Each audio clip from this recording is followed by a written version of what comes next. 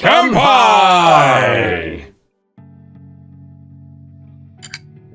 Sorry, I was having a drink. Right. Greetings, weebs. Welcome, weebs. We're all here. We're weebing it up. We're weebing up over the waifu wars of 2022. Our weebiest episode. This couldn't get weebier if we tried. So, yeah. Oh, no. That'll be the Husbando Wars. Yeah. Yeah. Oh, yeah. I was trying to think of a alliteration there, and I decided, no, I don't want to say that. Right, so just to remind everyone, so we're going into housekeeping. Oh no! Just going into housekeeping. Shut up, you. Right, housekeeping. Just to remind everyone, we have timestamps and chapters allowing people to navigate to the section of the show they're interested in watching. And additionally, for this week's guest, we have Thaylien. Yeah, I don't know how that stuck in there. Hey, hi Thaylien. Wait, no, Thaylien? Actually, did you? Ooh, speaking of, did you? What? Did you fix this for this week? What do you mean fix it? It was fine last week. It was fine last week? Okay. Yeah. All right. Well, no. Was it not fine last week? No, it was fine last week. Yeah, so it's fine this week. Don't worry about it. Yeah, it's fine. Yeah. By the way, this he means the nameplates. Anyway, but we will now migrate over to the anime news for this week with Nasuth leading the way. It's all mine now. The takeover is complete. Okay, anyway. Fathom Events, I'm sure you've all heard of Fathom Events. They've done lots of stuff in movie theaters. Announced on, I guess it'll be a week ago, Thursday, that it will screen the Macross Frontier, The False Songstress on June 16th, and Macross Frontier, The Wings of Farewell on June 30th in the United States in nationwide theaters. Both will screen with English subtitles, so no dub for you, just English subtitles. And for Loz and I in merry old England, nothing. Nothing for you, no. But I'm sure there are other ways to get it. 2 new shows are coming to Adult Swim, though with no dates announced. Firstly, Rick and Morty the Anime will be directed by Takashi Sano from Tower of God. And animated by Telecom Animation Films, who have done Lupin the Third and the Shenmue animated series. It will be an original work, but will include adapted themes and events from the original show. And secondly, they've got one called by Sang-Hoo Park, who's done Jujutsu Kaisen and God of High School, will direct the futuristic action-adventure anime Ninja Kamui. They've got the artist from Afro Samurai and some Star Wars Visions and Batman Ninja, apparently, which I've never watched. I don't know what the art style is like in that one. I know you've said the story is, like, terrible or something, but... That sounds fairly decent, apart from Robin. Robin's... Ooh. He's designing the characters. E&H Production and Soul Entertainment, who did Lord of the Rings, War of the Rohirrim, and Blade Runner Black Lotus, are producing the series. They have a description, but it's a little bit long, so I'm probably going to go ahead and skip it. It's futuristic, right. It's ninja based, yeah. It'll be fun. I'm sure. In the increasingly bleak Netflix news, they are laying off 150 employees, with most of them in the US, and they will be eliminating a further 70 roles from the animation division as part of a shakeup. So, bad news on that front. This is a bit weird to me. And finally, a bit of good news. Can you not hear Anime me? Central has reversed its decision on COVID restrictions at this year's event.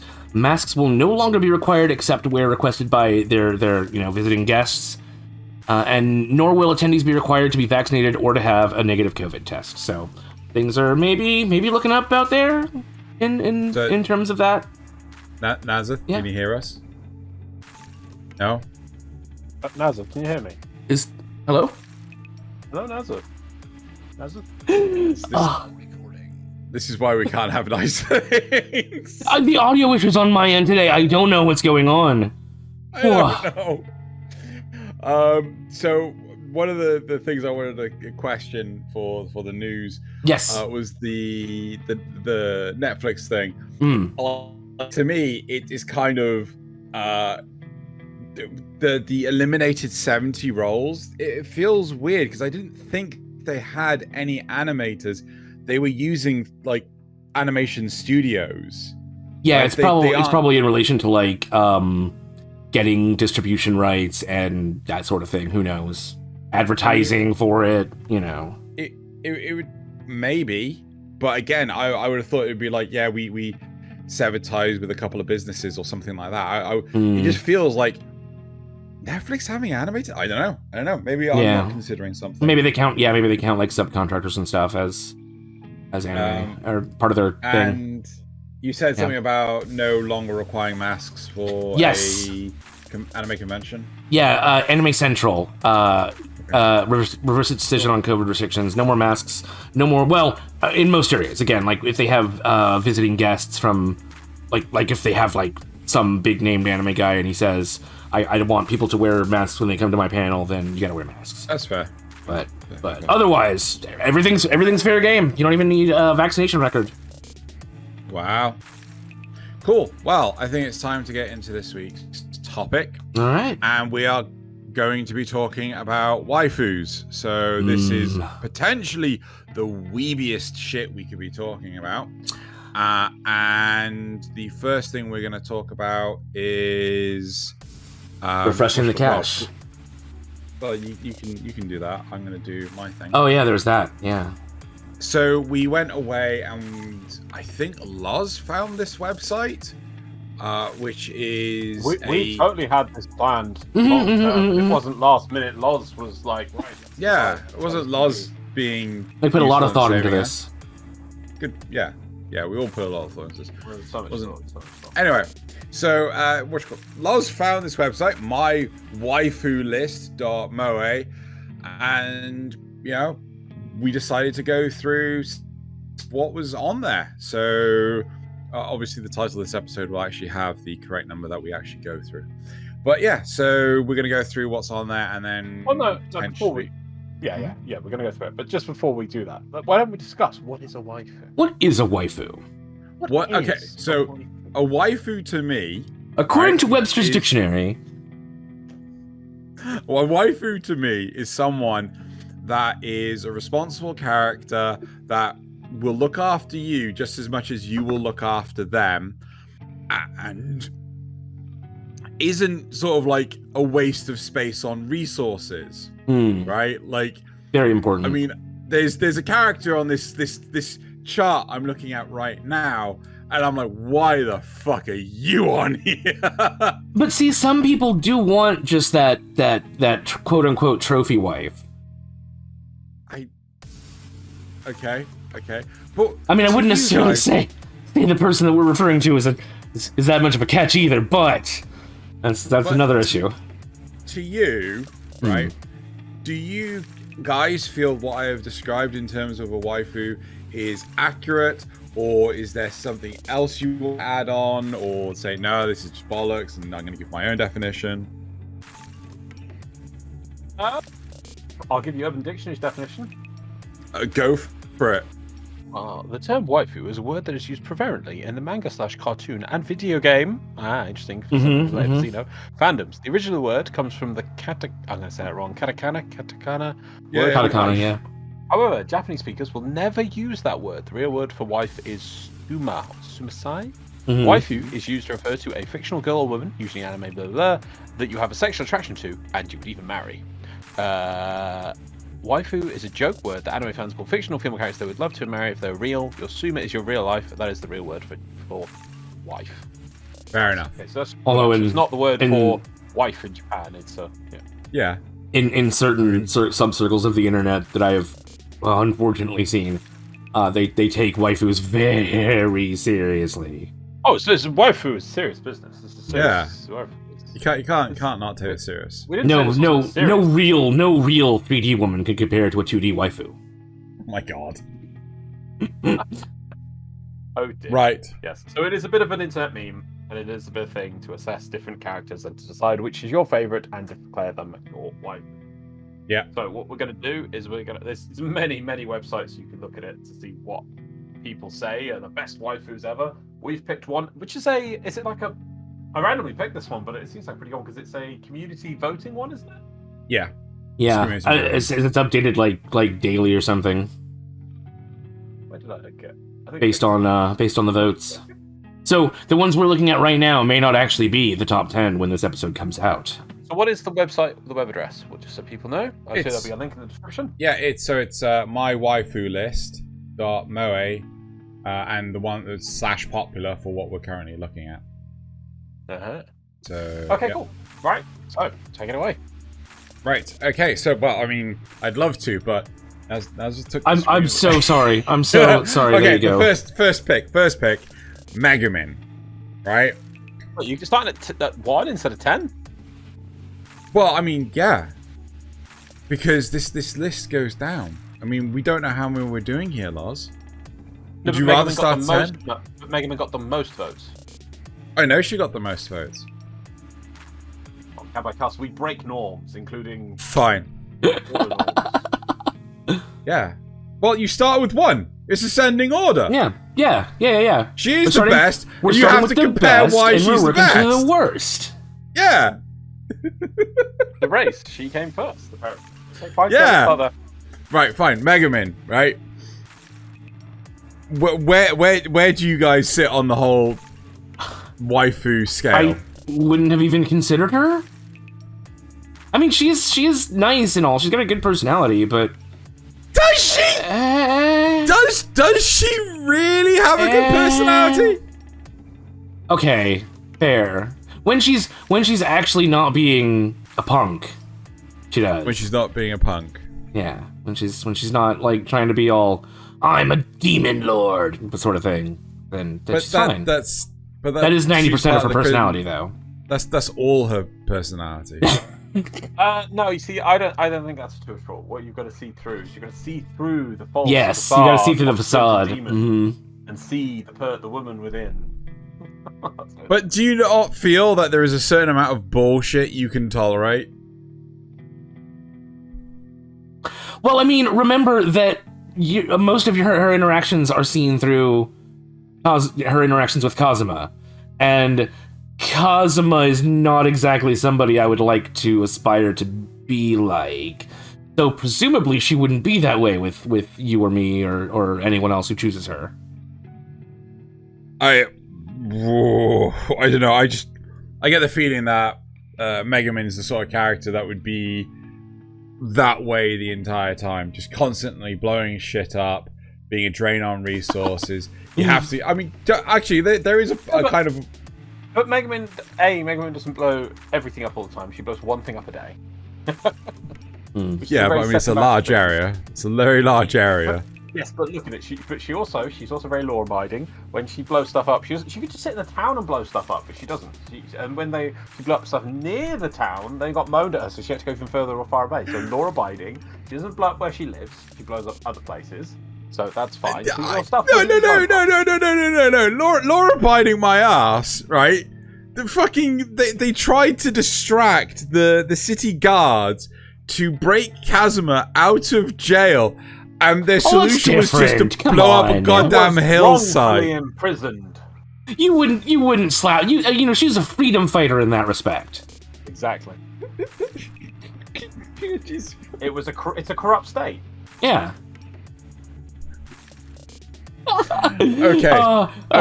Okay. What about the whole? I think part of it's also one of my big problems with her is her age, but I guess we're gonna have to kind of assume that all of these people, if they're going to be your waifu, would be age appropriate at that point. At the time, yeah. At the time, of course. yeah. Wow, really? Okay, yes. I just googled that, and I'm like, right. What? Okay. I didn't know what that number was. What? Now I do. I didn't know what Megumin's actual age was. How old is Oh. she? What do you not want to say? I don't want to say. That's She's fine. We'll leave it at that. supposed to be, I think, 12 or something, 12 or 14. 14. Yeah, 14. She's what? Yeah, she's 14. Yeah. This is a Pokemon adventure. This is a Pokemon adventure. Yeah. Her She's been family 14 for fucking 10 years. No, not that. Oh, the fact that her parents just kicked her out of the fucking go on an adventure and Yeah, I'm leaving town. Why are you not going to school anymore? Yeah. It's like to school? Why are you not going to school some more? Because she wants to be the bestest Crimson Demon ever. Did she even graduate? It feels like she left too early. Maybe they graduated It would 14. explain a lot.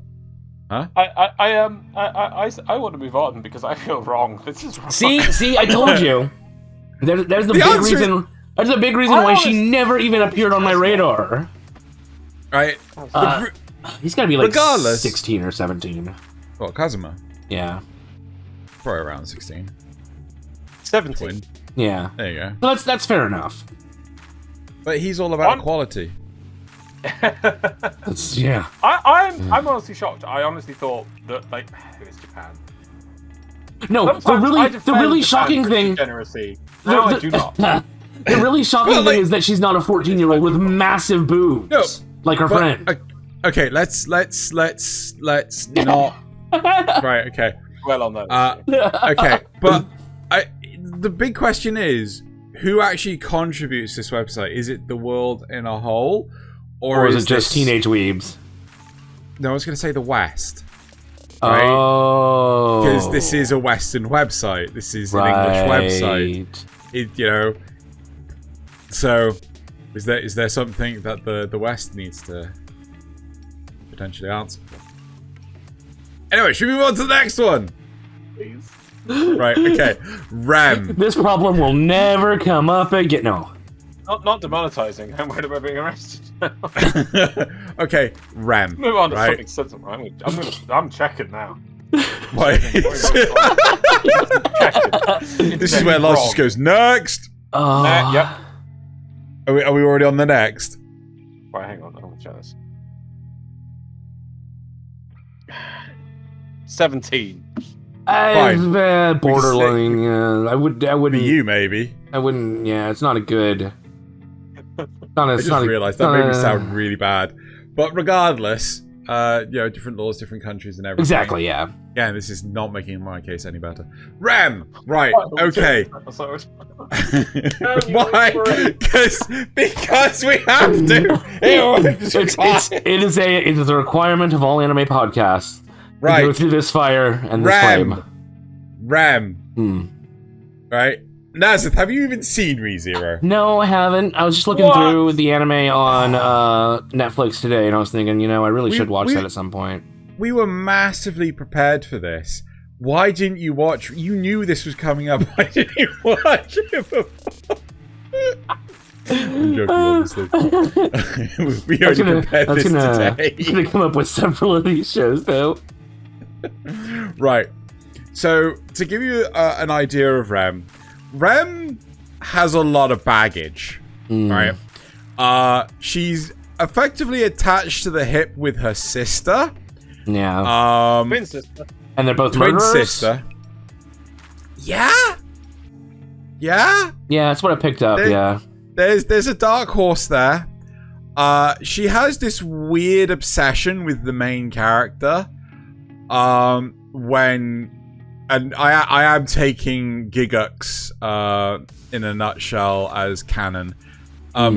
She's got a weird obsession with the main character to the point of she really fancies him and won't he doesn't reciprocate it at all, but she just won't give up. They go through some horrible stuff. And at first, it doesn't care much about the main character, but over time... Wait, what horrible stuff? It's hard to know from that bloody show what actually happened. She killed some dogs because they were bad dogs. Bad dogs! She helped kill a whale because it was a bad whale. Oh my god! Yeah. Oh my god. Bad flying whale. It's a bad whale. Actually, I think it was a couple of bad flying whales. And then she went to sleep for a long time. Because take it from her perception, none of the other stuff happened. Yeah. Oh, yeah. So there's everything, there's the whole restarting time thing, yeah. I'd actually like to see a cut of just the prime timeline of ReZero. Just so you could know what actually happened. At least of the first season.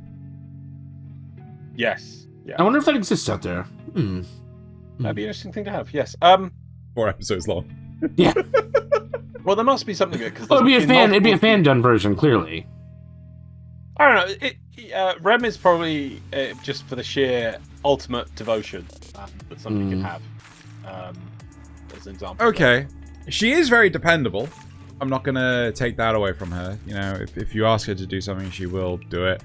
Though if she gets a bit jealous, it's like... But, I mean, for me, the answer is still no. Well, you also have to consider that she comes with the baggage of her twin sister, so... Yeah. Is that going to be a problem? Is that going to be a deal breaker, even if she, it was otherwise a good waifu? Well, no, I mean, even if she didn't have the baggage of the twin sister, it's still a deal breaker. She's very clingy, right? When she flies off the handle, she really flies off the handle. Wow, you're not gonna survive. I mean, just imagine a tantrum. There you are. You're busy playing games with the boys, and all of a sudden your Xbox has exploded because a mace has flown into it. There's gonna be a lot of property damage. I can tell. It's one of those relationships where you're constantly having to call the cops every other week. What are you looking at, Loz? I'm trying to remember, and there is. No, it's spoilerish. I won't say that. No, I'll move on. Yeah. Yeah. Do we want to go to the next one in the list? Oh yeah. Or do you have anything else you want to say? No, I can see Rem is very popular. Obviously, Frigga's a very cute character, and in the show, she gets done by quite badly. Though obviously, certain thing gets erased because that's the nature of the show. I'm not going to say spoilers, but yeah, I think it's just her level of devotion that she. People do love their cuteness and their devotion. Yeah. Exactly. Yeah. Is this image actually in the show? Yep. Yes. Oh my god. That's the first time you meet those two characters. Yep. Okay, all right. And exactly, yeah. I mean, look, they look afraid. They're actually looking at the main character, which they're like, "Oh, who's this weird guy?" Yeah. So they change from that to, I don't know if we get a smiley face on the next thing. I don't know what we're gonna get next time. What's one thing? We'll never know. We'll never know. No. But yeah. Yep. Nope. That's different person. Wrong person. Right. Okay. Okay. Let's move on. Oh yeah, we can rant for a bit on the next two, definitely. 2? Yeah. 3. You're gonna stop at just 2? Okay, fine. Well, rant on the next two. The debate. Right. Apparently, the internet's third choice is Asuna. Well, seeing as I've realised the depths of depravity of the internet after choice 1 and maybe 2, it means that can take a bloody slap for the next one, because the next one it has no redeeming features at all. I have no redeeming features for Asuna. I don't even know what. I mean, so what is it? Just because SAO is just it's SAO because it's popular. I can't even come up with some positives saying, like, Megumin. I could say that, like, there's two different characters. There's the bravado on the outside, but inside there's just vulnerable person to deal with. Yeah, and then on Rem, it's just like the absolute mad level of commitment emotion that she'll go to support you. But with Asuna, I'm like, what? I'm a fan of the parody abridged show of it, because that's to me that actually is. I'm never gonna watch regular Sword Art. I'm only ever gonna watch the abridged version. Yeah, to me that's real Asuna. That's the mask revealed. Because I do not get why people like this character. She's just like,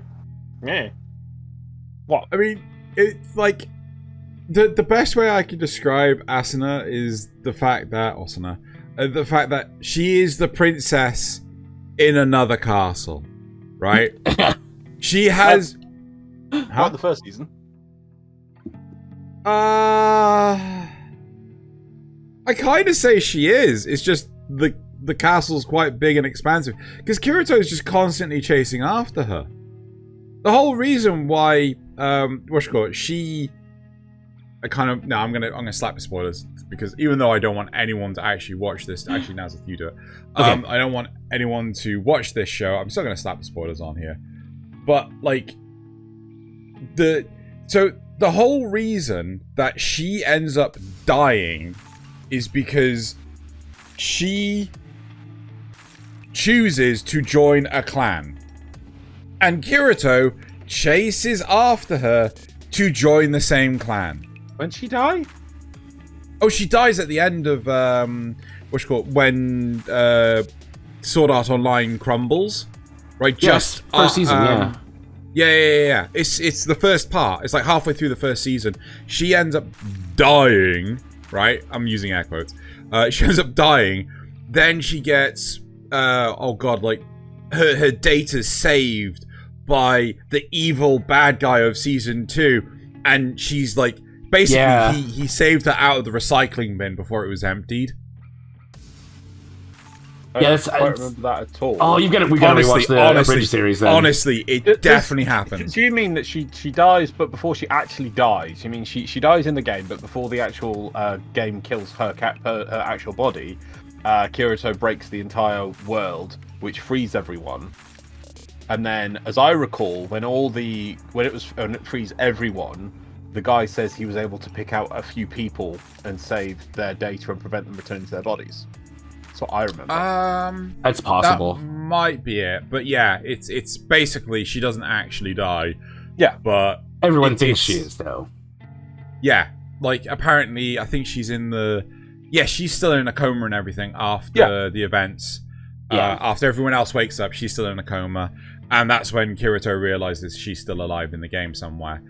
And there was like an image from. Whatever the fairy one is. It's Alfheim Online. It wasn't that they thought she died in the first half of the season at all. It's just she didn't wake up when everyone else did. They didn't think she was dead and gone. She just didn't wake up when everyone else did because the guy stole a few people as the servers were. If you die in the game, doesn't your body just end up in a coma? No, because you're brain dead. You die.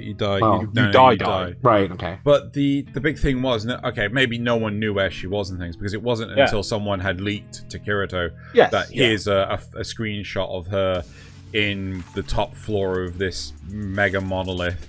For all your complaints about SAO, at least I love that the way they got that is by cheating game mechanics, which were bugs. Yeah. You remember how they did it, right? Oh god, I can't. No. Which is totally. I love it because it's totally. Whoever knows it clearly knows MMO. So obviously they can. They've got flight gear in that thing. Yeah. But the way the flight gear was set is you could increase X distance from thing below you, which was always assumed to be the ground. So a load of people stood on top of each other. The bottom person went to his flight cap, then the person above it went to his flight cap, and they did that, and they were able to actually get higher than before. And I'm like, yep, that's what real people would do. Yep. Goddamn gamers. But yeah, so should we take the spoilers off? Sure. Yeah, okay, take spoilers off. I still don't get, neither matter whatever, I do not know any redeeming points for this character. No, I like, can she? I remember that when they go to I think it's that wooden cabin thing, or was it before? I remember there's a thing when he comes over and they have a date or something and she cooks. That's the only redeeming factor I can give up. I'm a terrible cook, but still. That's all I can say. You can cook. Yeah. I do not get why she's third. I do not know what redeeming points this character has. Does punching the show. The fact that no redeeming points. Laying some truth on your waifu has no redeeming character. Bam. There you go. Does she at least have nice boba and a good revealing outfit? Let's not ask that. No. Nasuth didn't ask that. For Nasuth's benefit, and I checked on this at the start of the first arc. She's 15, so you don't get to ask that question. All right. Well, that's what most people who are going to vote for her are going to Don't care. Don't care. Yeah. Right. Well, now that Nasuth has ruined this, we're moving on to the next one. Jeez. I don't have any nice things whatsoever. Okay. Darling in the Franxx. We've got 02. She has pink hair. I mean, what are your thoughts, Loz? Checking the age. Right. Everyone knows pink hair equals instant waifu, right? I don't think that's a thing. No, that's definitely true. Yeah. Are you sure? I'm sorry. Really? What? Yeah. We're going with 14-ish. I told you. It's a miracle that Megumin looks the way she does. She is the closest looking to an actual 14-year-old in most anime. Damn you, Japan! Why are we doing this? Hey, right?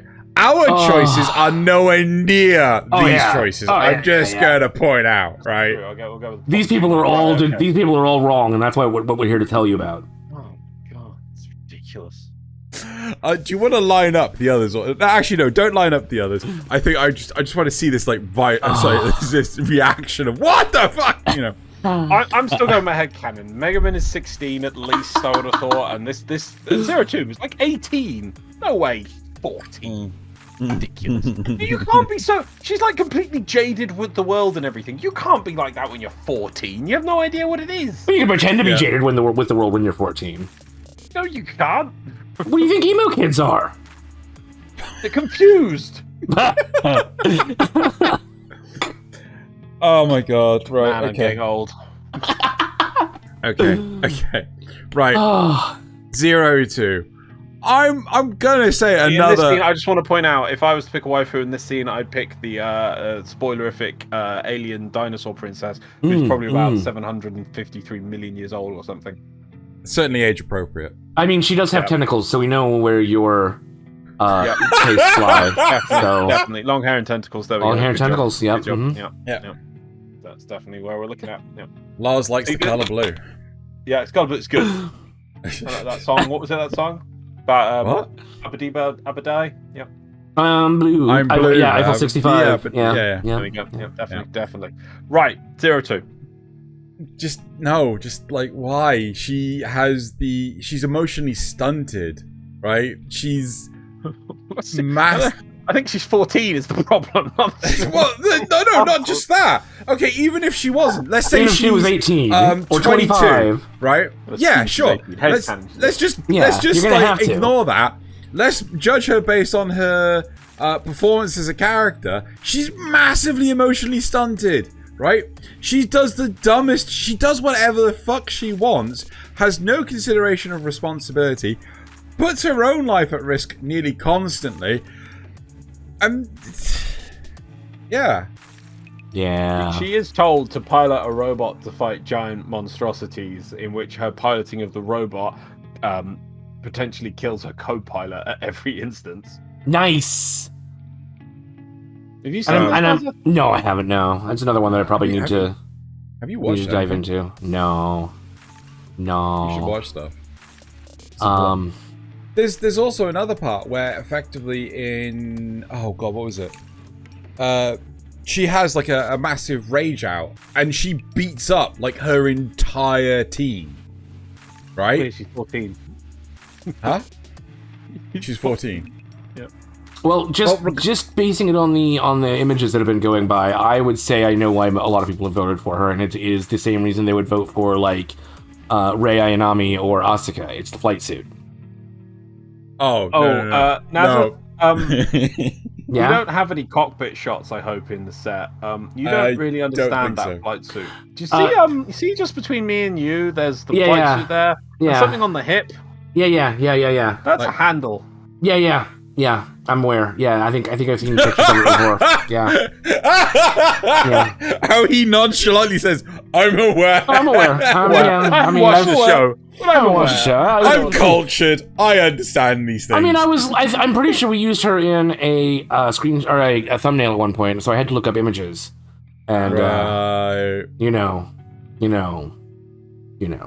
the internet. I mean, but no, as a character, but she's smiling here. Come on. Look at this smiling character. I would say almost. What is it? Yandere? Yandere. Yeah. Yandere. Yeah, when she focuses on somebody who is her quote unquote darling.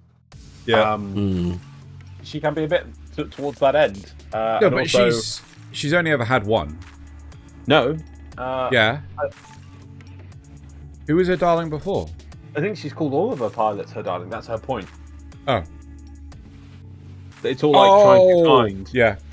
The original one. Yeah, the person who'll be her darling. Yeah. Oh, so it's Rumble Garandol. Okay, got it. All right, I'm with you now. Kind of, yeah. Rumble Garandol. It was from autumn. Last season. Yes. Winter. Yes. Yeah. Winter. It was recent. Should have watched Yeah. that. Yeah, I need to watch that. There we go. MDRLOz needs to watch. So we'll go away and it's all right. Okay. But anyway, yeah, redeeming points. I Loyal. Yeah, She is super damn loyal. yeah, I'll give you that. Yeah. Strong and confident. Yeah. No, I'm not retroactively giving that to SAO fail. She's also the one to make the sacrifice play. Definitely. Yeah. so she's got like a strong moral backbone. Yeah, but I think the problem is that she has the maturity that can just flip on a dime, right? And it's just like you can be like really super serious about this, and then you can just be really spoiled and bratish any other point in time. Right. Yeah. Okay. Should we go to the next one? Sure. Cool. Right. So let's get the next one up. Aqua. Oh my. Well, again, I'm pretty sure it's based on her looks because let's face it, she don't wear panties Or a bra. or a bra. Huh? I don't remember those as plot points. No, they're not plot points. It's just like It's just the you truth. are clearly not wearing anything. Yeah. Based on the way that skirt moves. Yeah. No, well, not just that, but like how much of. Yeah. Anyway, moving on. Yeah. So exactly. So Well, Aqua. at least this one I could go for. I don't know. Age. I mean, she's a and- goddess, so she. So at least I can't. At least I can't count you down on that. Okay. Right. So at least this one is acceptable, Age appropriate. age appropriate. Right. Okay. So Only in Japan can we have a section where we're looking at this, and they have both literal possible ends of weebery ridiculousness of like, oh god, I don't know, quite disturbingly young, but then also billions of years old. I want to throw out there, right? If you guys feel uncomfortable, trust me, we feel much more uncomfortable. So just sit back, have a laugh at our expense, and enjoy the show. Just remember, we are not Schisma. I need an adult. I am an adult. Sorry. Okay. Aqua. No, just flat out no from me. Right? Absolute useless piece of waste. Well, I mean, like, we can't just say she's useless. Let's explain why she's useless, right? Right. Okay. So we have her inability to do anything financially dependable, right? She throws money away like. Let's go with responsible. She's she's financially irresponsible. Very much so, right? She has a very good, very extreme ego strength.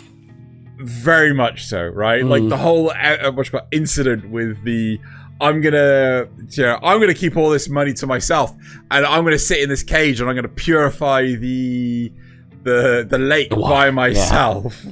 And it's like, how'd that work out for you? Huh? Yeah. I think actually it wasn't that she said she wasn't going to share it. It was just what everyone else suggested, that she could have it all to herself. No, I think she said that she could do it by herself, and the others were like, "Well, fine, do it by yourself then." But even without that, we got like her interactions with the other cults in the region. What do you mean the other cults? They went to visit another town where there was they weren't following Aqua, they were following. No, Nasuth. They were following Aqua. That was her cult. Yeah, there was a different one. The Eris cult. We never actually get to visit the Eris cult. We never see the Eris cult. But the Eris cult is the one that the Aqua cult is against. Yeah. Yeah. So she has somehow, in her godly wisdom, managed to create this hot springs town, and everyone's a cultist. Yeah. Right. I mean, like I'm not gonna lie. Really scummy cultist too. I'm not gonna lie.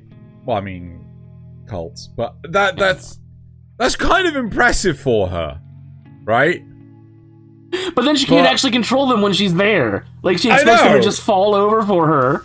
I know, it's just like, look, it's me. It's like, and then they just won't. They just fucking won't. And also, it's her town. Like, it's her hot springs and everything. And she purifies the hot springs by getting in them. And it's just like... You suck. You just fucking suck. Even if you did believe in a higher being, if you had someone in front of you that said, I am that higher being, would you honestly believe them? Touche. I would kind of expect young Picard to turn up and refute the whole thing, and they be the prosecutor, the arbiter. Yeah, no arbiter. Arbiter. Yeah. But regardless, fucking Aqua. Actually, there's a point. She was the fucking defense for sodding Kazuma in his trial, and she was utterly useless. Yep. She's useless in battle. I mean, she hardly ever does anything helpful in battle, unless she's really forced to. We were talking about the finances. Yeah. Did you not notice the point when she borrows from loan sharks at one point? Yeah. Yep. And they have to bail her out because otherwise they're gonna hurt her. I forgot. No, wait. When was that? Early on.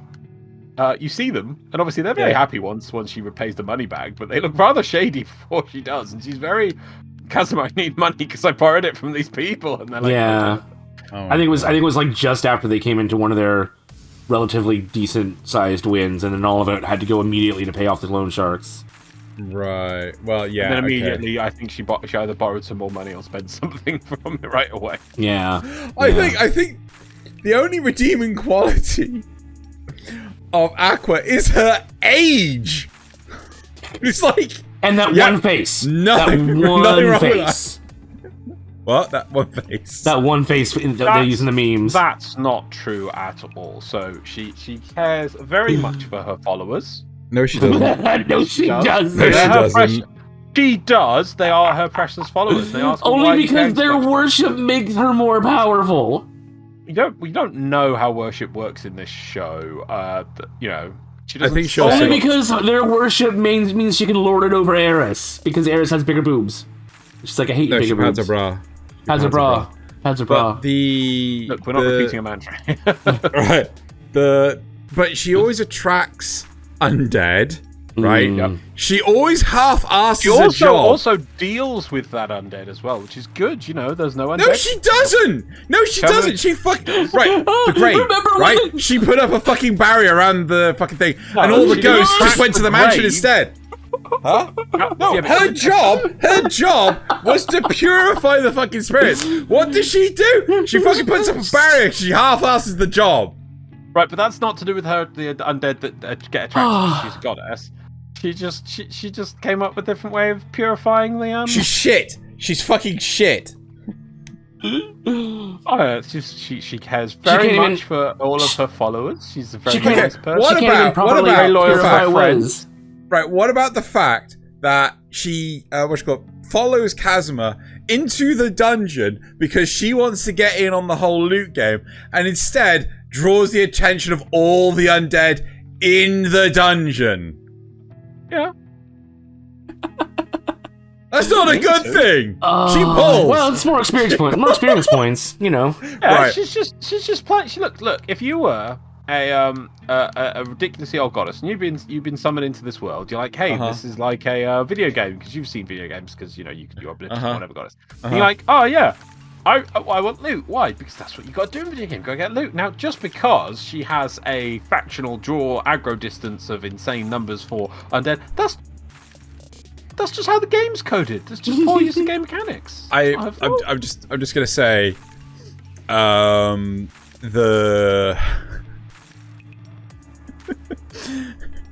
the excuse of it's just a game.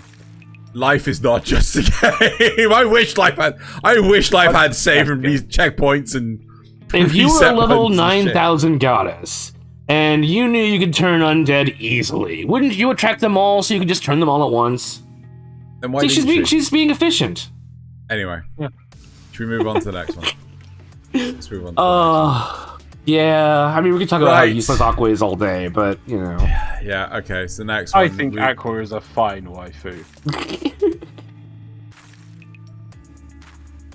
Moving on. Next one we have is Emilia, right, from ReZero.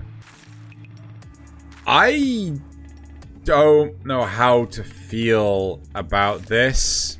Wait for Loz to find her age, and then he can tell you how to feel about it. Oh, hang on, you're right. You're definitely right. Well, I'm pretty sure she's like 16, if that. Yeah, 16 tops. 16 tops. Okay, alright. Oh, wait, no, isn't she hundreds of years old?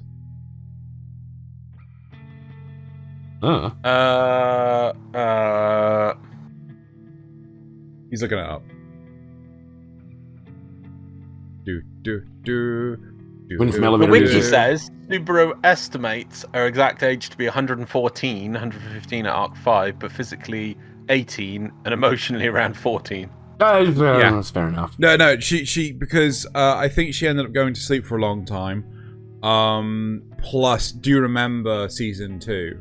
Like, she was alive hundreds of years ago. I was gonna say, does it count as actually being that old if you've been sleeping the entire time? Well, regardless of are you telling me, Nasuth, are you telling me that I don't age when I go to sleep at night? I mean, are you trying to tell me? Nasuth, are you telling me if I put myself in a coma, I won't age? I mean, Nasuth, when are you Fry telling went to me the year Disney's 3000, Sleeping he wasn't Beauty 1,000 is a years court old. case waiting to happen? Yes, I Yeah, that was definite. I'm pretty sure Snow White is like 14, so yeah. Oh my god. Just to prove that there is degeneracy in the West, just as also as in Japan. Yep. Goddamn Disney. No white age. Yep. Yep. Oh my god. Told ya. Okay. Well, Japan are only just following from what other people have made. Damn it, Disney. So, if you if you asked me during season 1, the answer is no. Like, Emilia is too... I don't want to say stupid. She's definitely fickle. Especially during... So in the early episodes of season 1, there's an event where basically she tells Subaru that her name is... The witch. Yeah, she says like a witch's name. It wasn't Echidna, was it? Yeah, it was. It was Echidna, right? So she says that her name's Echidna, and when Subaru does a reset, he goes up to her and says like, you know, I know you. We've done this before. Blah blah blah. Okay, fine. Prove it. Your name is Echidna, right? And that really offends her, and it's just like, that's not my name. Yeah, pretty much. And it's just because like in the first thing she did it as, you know, somebody who doesn't. She was sort of almost like testing him and saying, "Hey, this is somebody who doesn't know me. What if I can use this name?" And she did, but it was a spur of the moment thing that she thought she'd lied because, well, what's she got to lose with this person who doesn't know her? Maybe maybe she even thought that if she said Echidna, he'd be like, "Oh my god, that's a terrible name," and you know, as a test sort of thing, see how he would respond to that. But he doesn't. Because he's like, I don't know, is that a good name? Interesting name. Yeah, he's obviously not from the world. He has no concept of... I'm pretty sure he confides in her that he's not from the world, and she tests him to see if he is.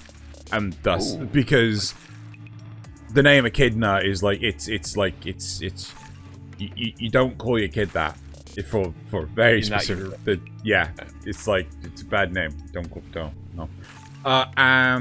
So she can be quite fickle. Like she will do like weird crap like this just to test people, and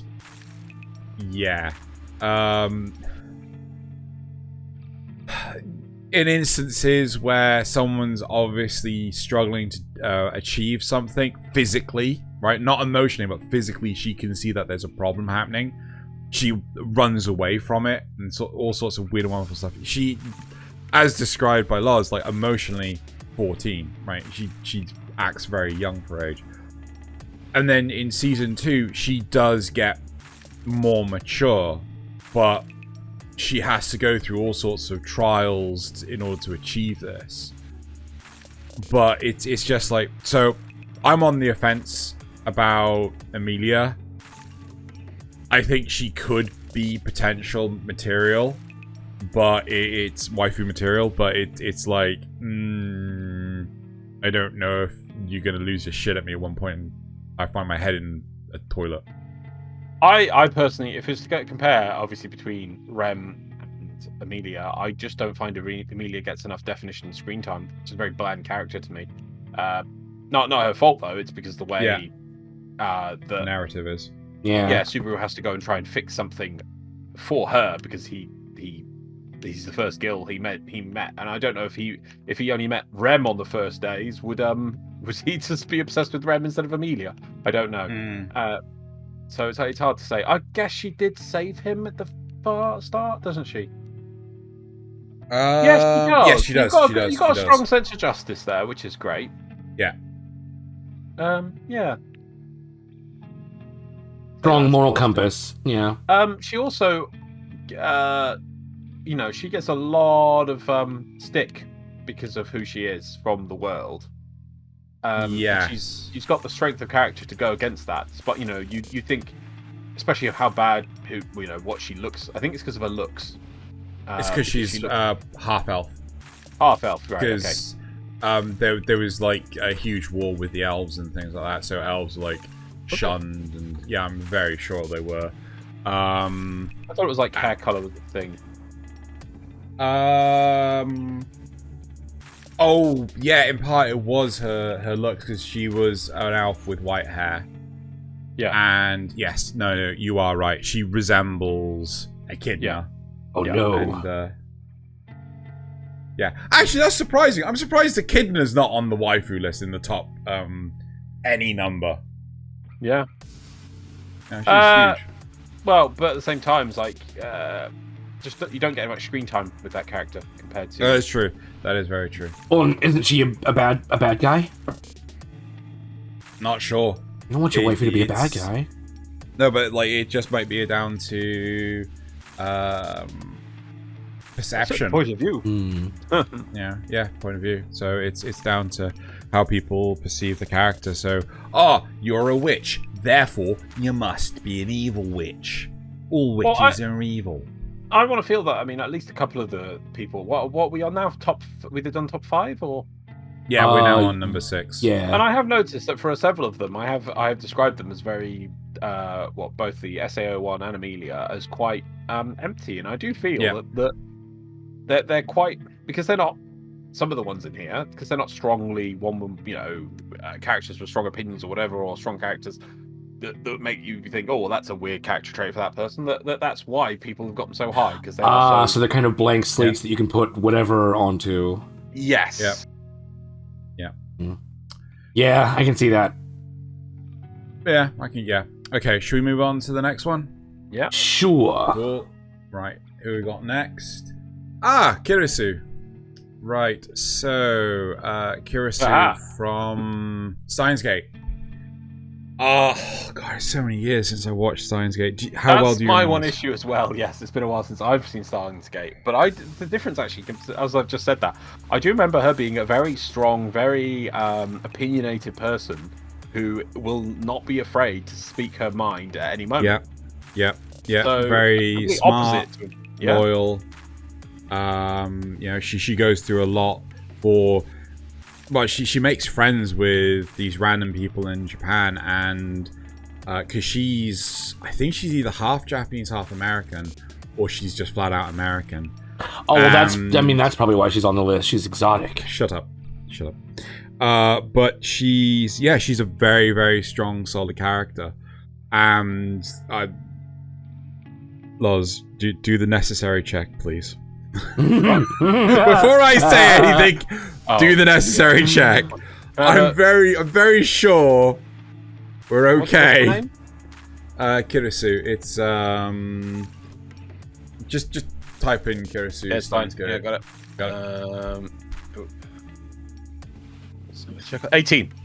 Okay, We're safe. okay, we're safe. Ladies and gentlemen, we have a safe one. Right. I would say yes with her. I would say yes because, you know, she's a decent character. You know, she's smart. She's capable. That's what I was gonna ask. Yeah, is she clever? Is she? Yeah. She knows the dank memes. She does. I also do remember she's also handy with a needle and thread, which I remember was a plot point. I don't remember that at all. Because she has to repair the main character's lab coat at one point, and then, well, yeah, I mean that's really important. No, but because it disappears, is how they're able to tell time has changed.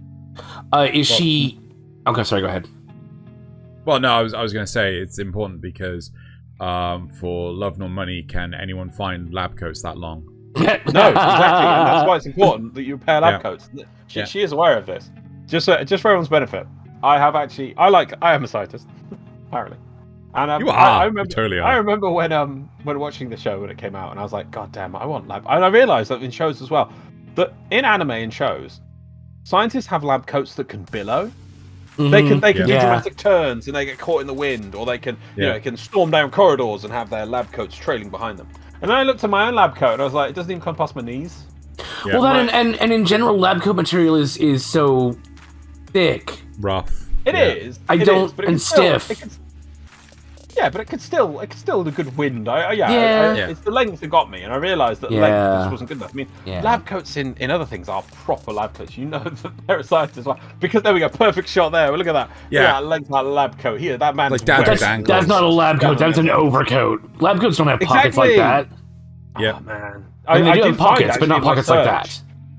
No, you can. The pockets you can get, or maybe not diagonal. But I do remember finding lab coats that were designed to have iPad pockets. Oh my god, that's amazing! I can imagine that.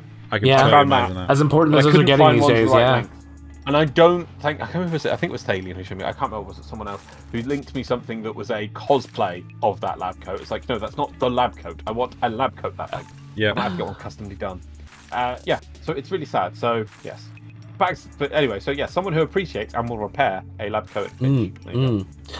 So would you say she's confident without being like aloof? Oh god, yeah. Yeah. Okay. Like you think very strong-willed. Yeah. Yeah. She will confront you on an issue. She doesn't act like she's better than you. No. Even Apart from the very start when they were complete strangers. Right. Sure. Yes, and I think she didn't understand what he was saying about the time travel effects, timey-wimey, whatever. Yeah. And it was kind of more like, that doesn't make sense from a scientific point of view. It was more that. And let me explain it to you why. Yeah, you're not making sense. You're not considering the scientific constant. I think it's been a while since I've watched it, but that's fine then. Yeah, they were saying weird things. It's not really spoilers, Nasuth, but they were saying, oh god, I can't remember when the show was set. Let's say it says 2011, so it's 2010. They were getting a 1980s machine. Oh, what was it? God damn it! What is the computer? Hang on. I'm gonna get this right just to explain it to you. An oscilloscope. This is how weird it was. No. Computer. An Apple IIe. It was that kind of thing. What is it? Yes, here it is. Give me 2 secs. Right, an IBM 5100 or 5100. Yep. Right. Yep. That sounds about right. It was a 1975 machine, discontinued 1978. But if you booted it in a weird way, there was like weird settings and things that they can access that would enable them to like play with time. So it wasn't just okay, it wasn't just no, that. I love that. There was I don't mean spoilers, but it actually does because it's one of those things where like events in the future contaminate the past to actually the technology in the machine is kind of from the future. I see. But it is an event of a machine that was from the past, so it just is a IBM. Yeah. Which I think was actually a what was it? I'm pretty sure that was an actual computer. Yeah. No, it was. Yeah, it was. It was the actual machine. Yeah. Yeah. It's all based on CERN. You know that machine that's going to make black holes apparently. Oh yes. Yeah. No. It's going to end the world. That was one of the timelines.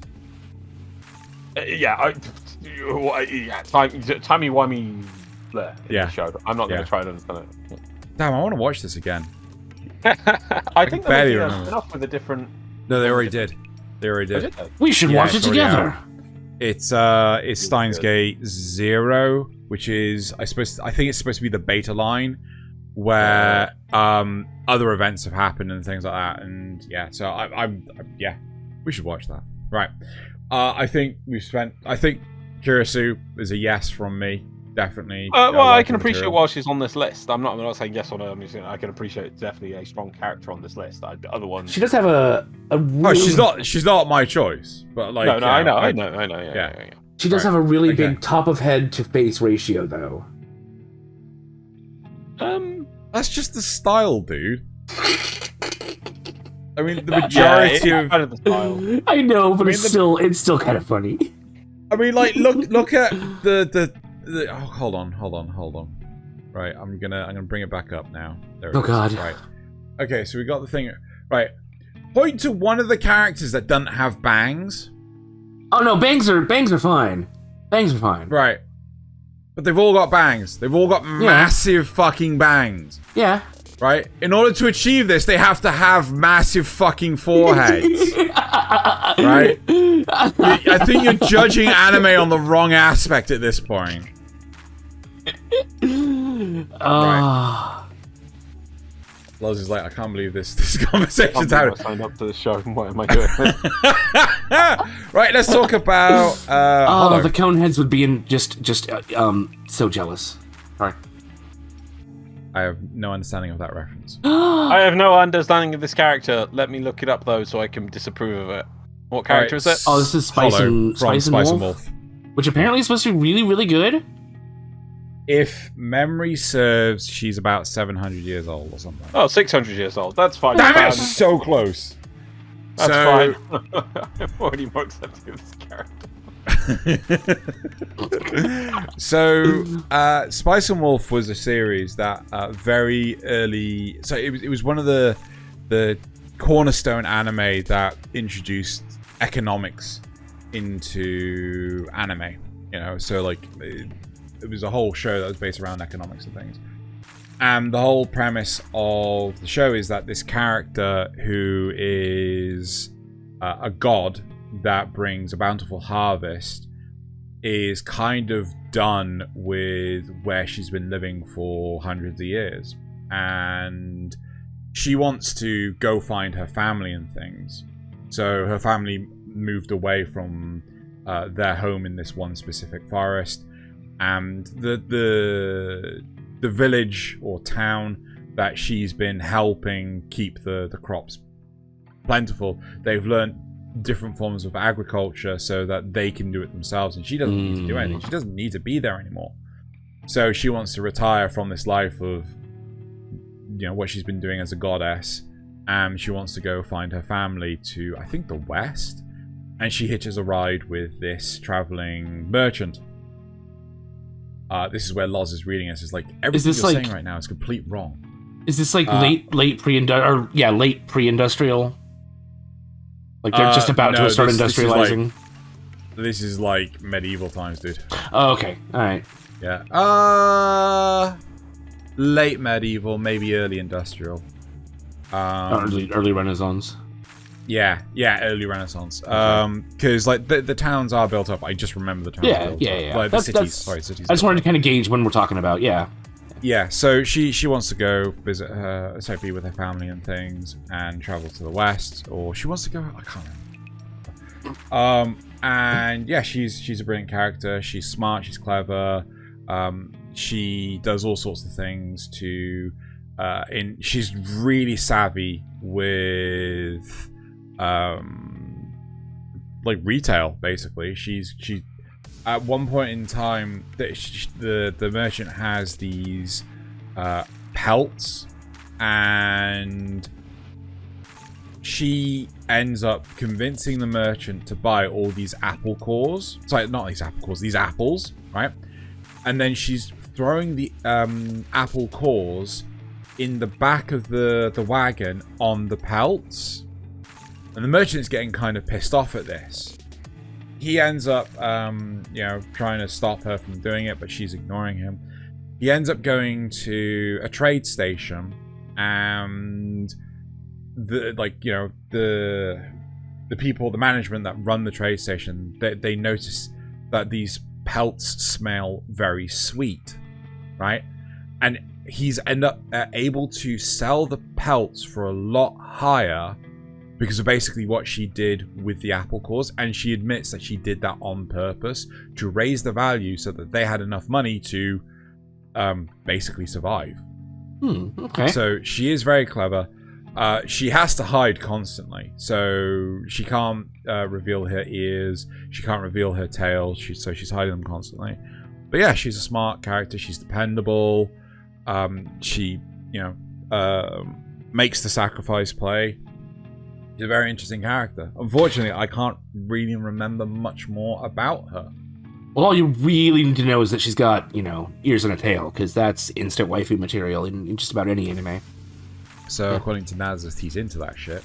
I show me like, give me 10 weebs and show me at least 8 of them that don't like it, and you'll probably be wrong. That was sorry, what are you asking for? Give me 10 weebs and I will conquer any fortress. Exactly. Yes. Are you trying to say only 2 out of 10 weebs would not like it? Okay, are you trying to say that if I was to randomly pick 10 weebs, 8 people would be into it? Yes. 8 of them would be into it. Yeah. Right, okay. Yeah. Such a weird way of saying I'd be able to achieve more of them than 10 legions of Saduka. Loz, do you have any comments at all? But what? I don't know this character, I'm afraid. Fair enough. But I accept the fact that she's 600 years old. Yes. That's like, you feel no shame. I think this is actually this screenshot is actually the first time that the characters meet. I think it's a good thing. Like, it speaks to her character that she didn't want to leave the village until they were able to take care of themselves already. Yeah. Right. Yeah. Yeah. So she did her duty, and now that her duty's done, essentially, she has freedom. No, I think it was a case of she left her family back in the West, and now she wants to go home because she's done her job. She wants to go home and be with her family. That was it. It wasn't like any offspring she had. It was more a case of she wants to go home to her parents and things. Oh yeah, that's kind of what I meant. Sorry, yeah. No, I was trying to remember what the actual thing was. But yeah, you can see her covering her ears. Anyway, yeah. I think we should move on to the next one. Which is Tohru. Your personal favorite. No. Well, I mean, it was a favorite. toss up between Tohru and the other one. Right. Okay, so Tohru is the appearance of a 16-year-old, but is believed to be more than 500 years, but less than 1,000 years in Dragon Age. Yeah. Hold on. Sorry. Let's rewind. Yes, she's supposed to be a 16. Would look like a 16-year-old. Yep.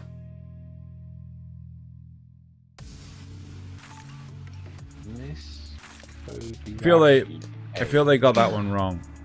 No, that's about accurate for anime. Yeah.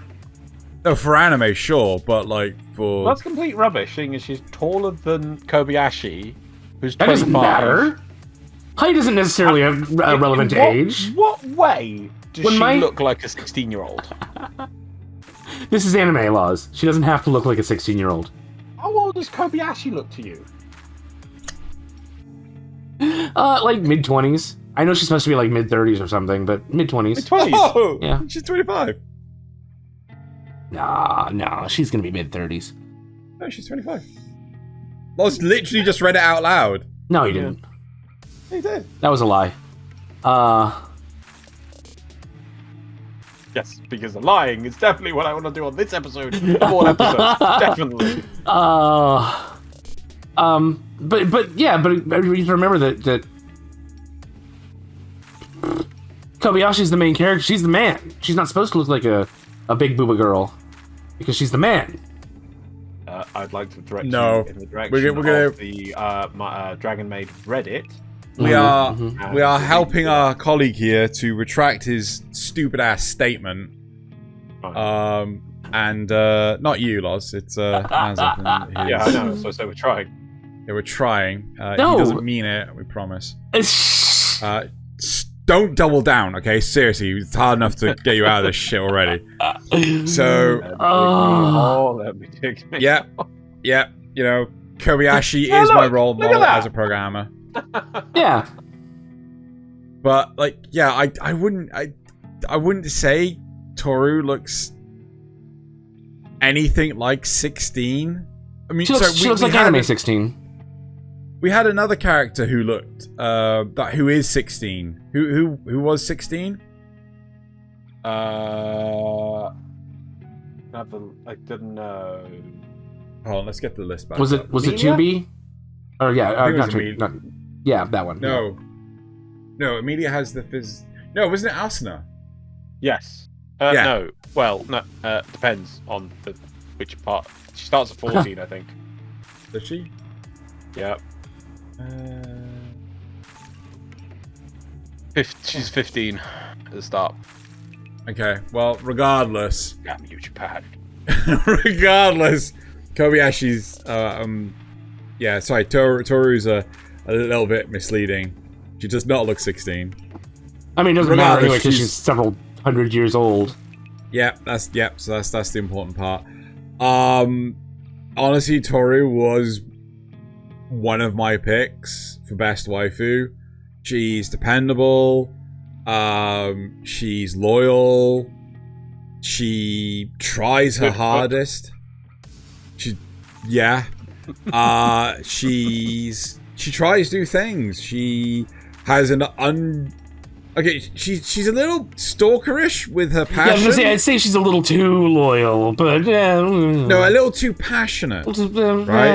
I mean, like, to be honest, her loyalty I don't think is in question, because when Kobayashi was horribly ill, you know, Tohru went to the world she swore she would never go back to get a cure. Right? Oh yeah, yeah. And, you know, so that shows a degree of loyalty that is quite admirable, in my opinion. She can't cook. You can cook. What are you talking about? I point to the purple goo that's from another dimension on an omelet right now. That's a cursed omurice that actually tastes amazingly delicious through the powers of the dark gods. Yeah. She can cook. She's just trying to get Kobayashi to experience new things. Like her tail. No. Literally, that omelet, if you remember that omurice, which is cursed with the power of the dark gods, gets 5-star ratings from everyone in Japan, and she has to teach all the staff how to conduct the curse on it to make it. When she leaves, yeah. Yeah, and so all the staff carry around a magic circle on the back of a card so they can cast that on the food as when Tohru's not around. Yep. So yeah, I kind of understand where they're coming from with Tohru. Wait, if Tohru's supposed to be 16, what age is Lukua supposed to be? Oh, probably like 18, 19, 20. Definitely no older than like 22.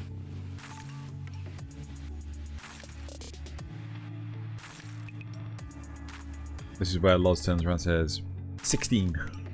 Either that or she's supposed to be the MILF, and so she's supposed to be like, 30. Well, I mean, it's not my fault they made these archetypes. Blame the anime.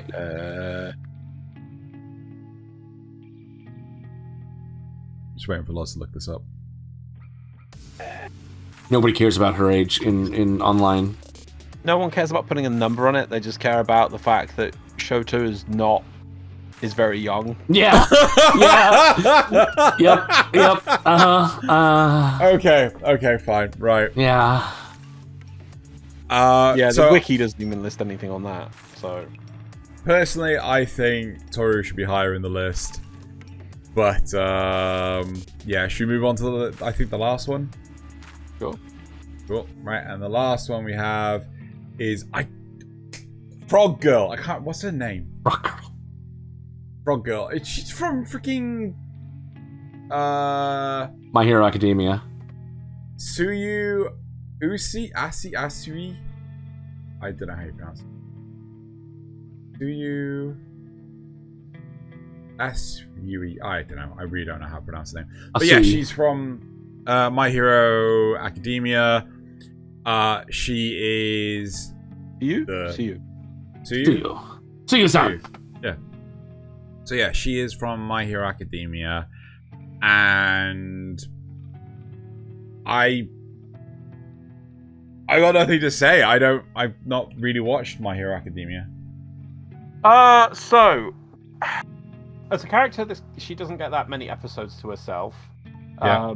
Like all of the heroes, obviously she has a strong sense of justice and everything.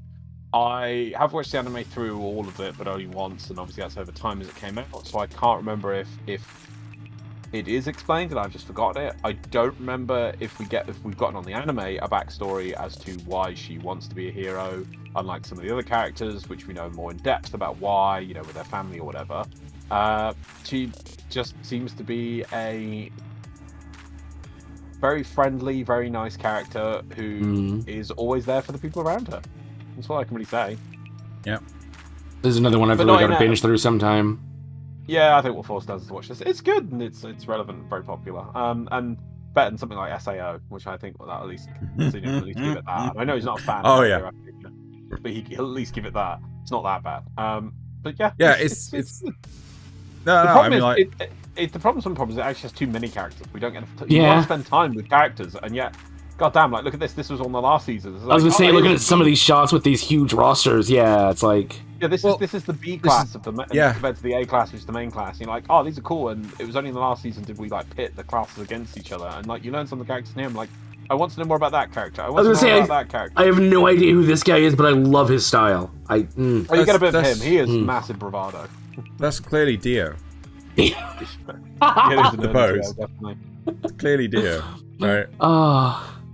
Dio Brando. But yeah, so I can't really say much but what little I do remember, yeah, she's very much the hero archetype, maybe people just enjoy the fact that she says you get these Japanese, in Japan, well, I suppose we haven't got any cat girls in this list, but they always finish every sentence. Well, we got a fox girl, but yeah. Girl, but not a cat girl. They like nya. Is it yeah. Yeah. She finishes most sentences with pero. Right, like ribbit. It's supposed to be like a ribbit. Like, I hope that's not the redeeming quality. I don't know. I think it might be. I'm just like. Because that some people like cute affectations like that. Look at how popular it is in other areas of anime culture. Right. I think we need to wrap up this side of it, and it is time for us to pick our. And that part of me just realised who another possible option I would pick for. Damn it. Why? No, never mind. No, I'm sticking with my choice. Okay, cool. Right. So, who? I don't know what buttons you've assigned them to, Nasuth. So, put one up, and we'll. Right. Yes. I will check your ages. For you wait, these are the other ones. Shoot. Oh, so this is no, it's fine. It's fine. Yeah. So this is 11 to 20. We can't comment on a chunk of them. I kind of appreciate the fact that Connor's there, but no. And I also I know Connor's actually stupid old, but no. But 2B's not anime, right? Yeah, you got some. Oh, he's pointing out some others on the list, are we? Yeah. Just might as well. I've never. Oh, also, I'm sorry. I totally had La Latina. Can we just point out 24? Can we please get to 24? No. Hold on. Yeah, we will. I would totally had Darkness from Konosuba, much higher in the list. Yeah. Right. Yeah. Also, I mean, of all the Konosuba characters, I think actually she's like 20 or something for one. I think. Yeah. But also, she's more sensible. Yeah. Yeah, but I think even though she has her weird quirks. I was gonna say, I think maybe her kinkiness turns off a lot of people. Oh, fuck off. Hold on, why have they fucking picked Aqua then? Aqua's not kinky? So they just want the stupid one? Well, yeah. Yeah. No, we literally highlighted the fact that she doesn't wear any underwear. Okay, well that's not really kinky though. Just a bit of an exhibitionist, I guess, maybe. Sure. Yeah. Loz, I feel like I've fallen into another multiverse and I don't understand this. She's a goddess. Gods don't have to wear clothes. That's a human. Maybe she's completely smooth down there. You know? And then moving on to the next thing before. Nasuth, just with the shovel, so digging his own grave on this one. And I'm like, I wonder if he's gonna pull me down with him. Hey, you know, nobody knows what I look Nasuth, like. press the button! Right. And what Loz wants to point out is number 24. Can we have number 24 up, please? Because I'm just like... It's there. She's right there. She's right there. Right, yeah, there you are. Yep, the fourth one on the top row from the left, if anyone wants to know. Why would anyone give her upvote at all? This is honourable mention of why the hell is she even on this list? Well, and on this same page is one of the people, I think that's one of the people from Attack on Titan. I don't understand why she's there. I don't get that one at all either. Kaguya from Lovers War. But especially, you're right, especially.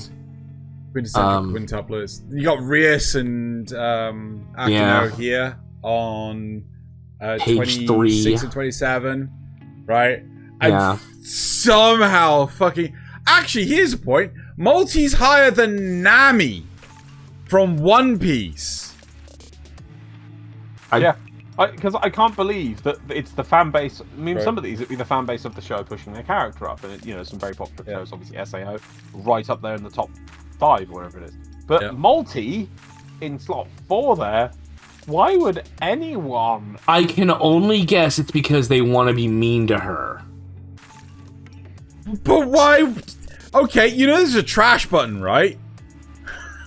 Is she, that's the thing. Has she got like a crazy amount of trash as well? I don't think so. So for anyone's benefit... 4.5k trash. Yeah. Is that like higher than the person above and below her? Much higher. Yeah, there we go. At least there's some signs of the world. Yeah, this is a character that, like, why would you want this as your technical waifu, somebody you'd want to marry? Because she'd probably, I don't know, frame you for a murder. No, so they want to marry her in her form that is subservient to cosmo. Now for me, where she has to, the one that's exposed and has to do all these horrible things. Maybe it's they have love for her so that she'll come back and make season 2 better. They want to They could also be the one wanting to redeem her factor. People have made memes of the fact that because she's not in season 2, season 2 is going downhill. Yeah. It's a correlation, but not causation. Definitely. Yeah, right. Okay, so now let's move into our picks. Loz gets first pick. Loz is first. What? Really? Okay, well, I've put Bulma. And for age purposes, I've specifically gone for Dragon Ball Z Bulma. So nobody point me at Dragon Ball, because, no, look, I think that's a Dragon Ball Z one there. Because, so, as a character, she might as well be the main character of the freaking show in some ways. Yep. Especially when it comes to any human character in the show, she achieves so much. She is super intelligent. Rich was a separate thing, obviously. She's a super scientist mother. Yes, super scientist mother. Yeah, definitely. But just the things she's able to go to. So even as when she was young, she invented the Dragon Ball radar and then went on a journey around the world by herself because she's like, hey, I can I'll build the vehicles that I'm going to fly around the world. But then also will willingly fix alien technology to fly across the world. Fly across the universe to a planet she's never been to and confront, at least in some ways, a literal god. Empire. Yeah, an alien empire to resurrect her friends. I can't think of for a normal human with no special powers apart from she survives the apocalyptic future and sends her son back in time to fix it. I mean, inventing time machines. Fucking invented time travel. Yeah. Yep. Yeah. I just don't get it, and I'm shocked at most of the lists. I haven't actually seen Bulma on maybe one of the most. Yeah. But I mean, pretty impressive. So, it's not in this the thumbnail. She's actually ranked 334th. What? On that website? Yeah. On this website, yeah. And even when she's old, even when she's in that future, she still look pretty good for her age, Yeah. No, I'm totally with Loz on this. Level maturity, but no, fine. Yeah, I'm totally down with what Loz is saying. Yeah. Maybe putting some distance between me and Nasuth. And then also going to character. I mean, I suppose a little bit abrasive in some ways. Some people might say. But not normally for being annoying, but for trying to get things done or being annoyed at people for not getting things done, really. I think that balances out as the show goes on too, especially in Super. Like she's really good in Super.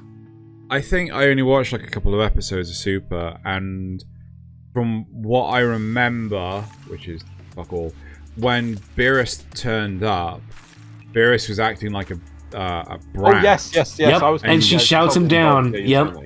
Yeah. Vegeta is like quivering rack, and fucking Bulma just like. This is my day. Don't you ruin it. And he's like, "Oh yes, ma'am. Sorry." Yeah. So good. But like literally, we've got human characters in the show, which because the show cares about Saiyans. The show just.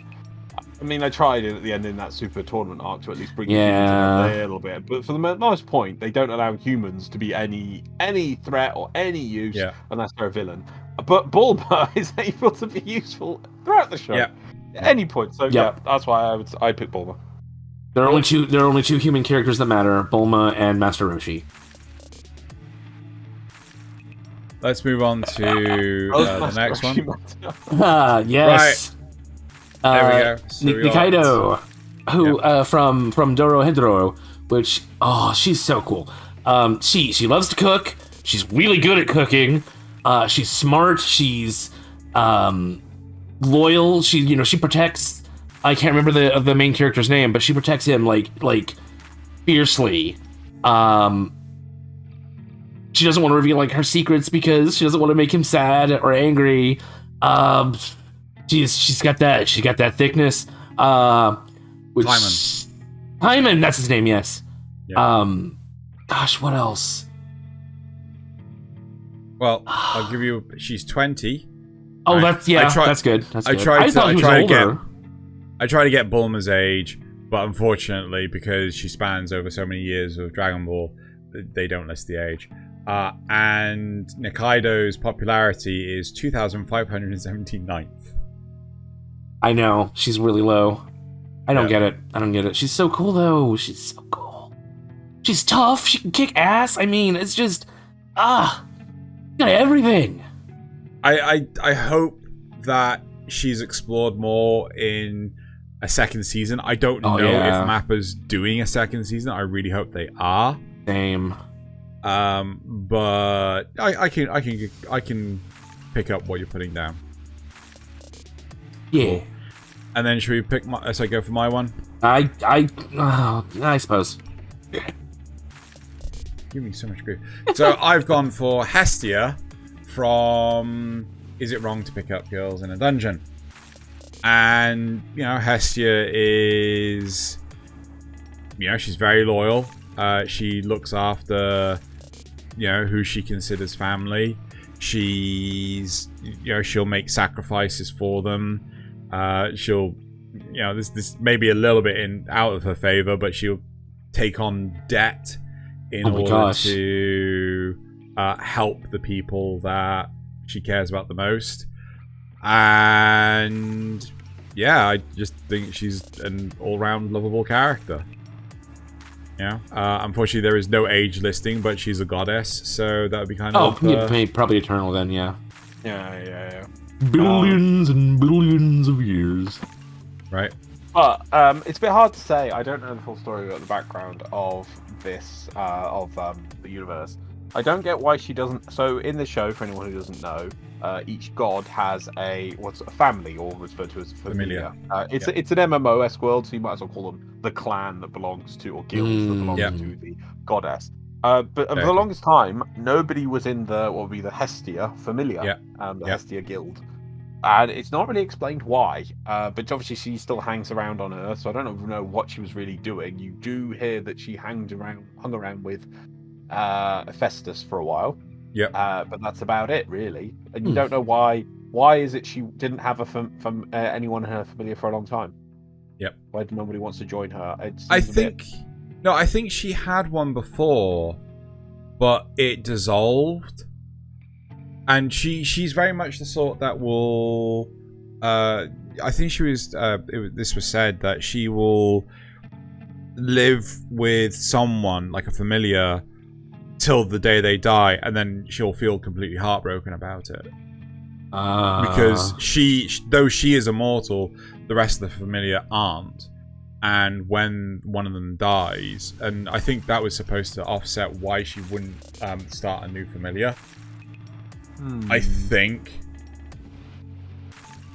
it's sort of the Doctor Who problem when they first brought it back, and it was like, I don't want to run with anyone anymore. It's too sad. It's too bad. It's tough when they go.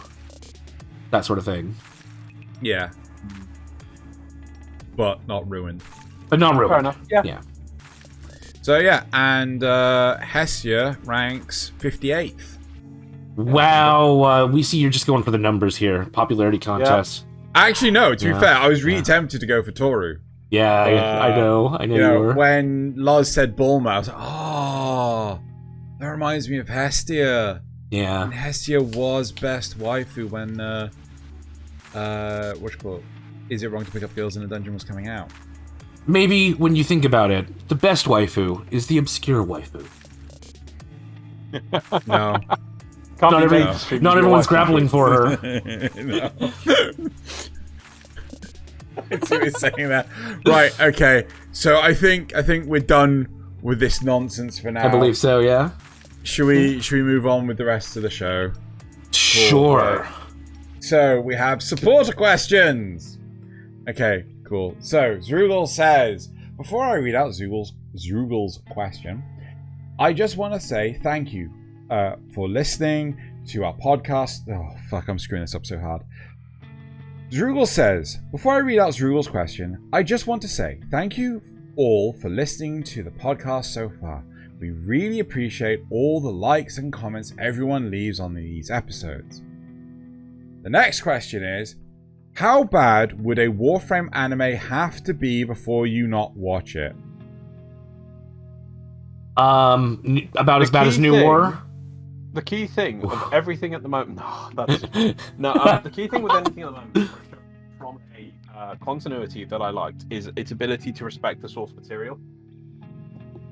There's just so much stuff at the moment we get that comes out which just doesn't respect the source material. Just look at the Halo. I know I was talking to Zeno about it earlier. The latest example is the Halo series, which it has officially put itself in a different continuity as the games, but it has been said that the people who did the show openly they were brought in with the team from 343 Studios, and then we have a chat, and in front of them on the table was a collection of all the books, all the games, and they were like, wow, we didn't know about all this extended stuff from oh my god game.